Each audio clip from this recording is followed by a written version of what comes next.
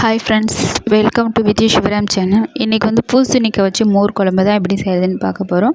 So வாங்க எப்படி செய்கிறதுன்னு பார்த்துடலாம்.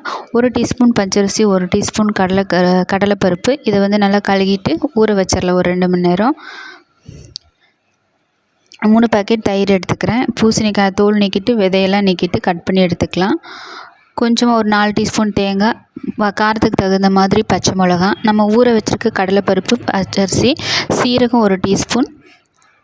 இது கூட ஒரு இஞ்சி துண்டு சேர்த்துக்கோங்க. நான் இன்னும் ஸ்கிப் ஆகிடுச்சு, அதை சேர்த்து அரைச்சி எடுத்து வச்சுக்கலாம். இப்போ ஒரு கடாயை சூடுபடுத்திட்டு ஒரு 2 டீஸ்பூன் நல்லெண்ணெயோ இல்லை சமையல் எண்ணெய் சேர்த்துட்டு 1 டீஸ்பூன் கடுகு, ஒரு அரை டீஸ்பூன் சீரகம், வெந்தயம் வந்து 5-6, 5-6 உளுந்து, 5-6 மிளகு, இதெல்லாம் நல்லா பொரிஞ்சதுக்கு அப்புறமா 2 வரமிளகா, ஒரு பச்சை மிளகா, கொஞ்சமாக கருவேப்பிலை, ஒரு 5-6 சின்ன வெங்காயம் முழுசாக சேர்த்துக்கலாம். தோல் நீக்கிட்டு முழுசாக சேர்த்துக்கோங்க. இதுக்கு அரியணுன்ற அவசியம் இல்லை மோர் குழம்புக்கு. ஸோ நல்லா கொஞ்சமாக ஒரு பெருங்காயத்தூள், ஒரு அரை டீஸ்பூன் மஞ்சத்தூள், நம்ம கட் பண்ணி வச்சுருக்க பூசணிக்காய், கொஞ்சமாக சால்ட்டு, இதெல்லாம் சேர்த்துட்டு இந்த பூசணிக்காய் வந்து இந்த எண்ணெயிலே நல்லா வதங்கி வரணும். அது வரைக்கும் வதக்கி விட்டு எடுத்துக்கலாம்.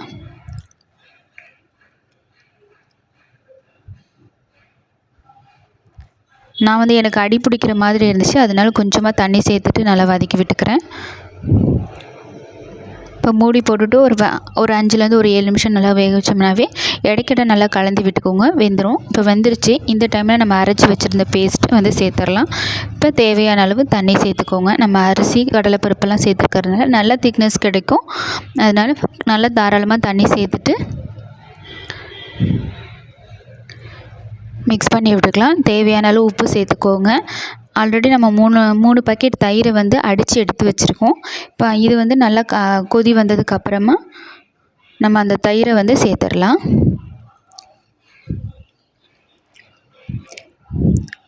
மூணு பாக்கெட் தயிர் வந்து 10 ரூபா பாக்கெட் தான். 3 பாக்கெட் தயிர் வந்து வாங்கியிருந்தேன்.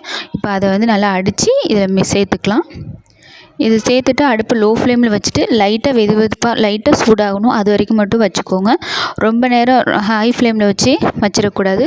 லேசாக நுரக்கட்டி வரும், அது வரைக்கும் வச்சுட்டு கொதிச்சிருச்சு அப்படின்னா டேஸ்ட் நல்லா இருக்காது, திரிஞ்சு போயிடும். கொதிக்கக்கூடாது. மோர் குழம்பு வந்து லைட்டாக நுரைச்சி வரும். அந்த டைமில் ஸ்டவ் வந்து ஆஃப் பண்ணிடலாம். அவ்வளோதான் ஃப்ரெண்ட்ஸ், நல்ல சுவையான மோர் குழம்பு வந்து ரெடி. இந்த வெயிலுக்கு இந்த மோர் குழம்பு நம்ம எடுத்துக்கிட்டோம் அப்படின்னா நம்மளோட உடம்பு வந்து சூடும் குறையும், உடம்புக்கும் ரொம்ப நல்லது. வீடியோ பிடிச்சிருந்தா லைக் பண்ணுங்கள், ஷேர் பண்ணுங்கள். மறக்காமல் நம்ம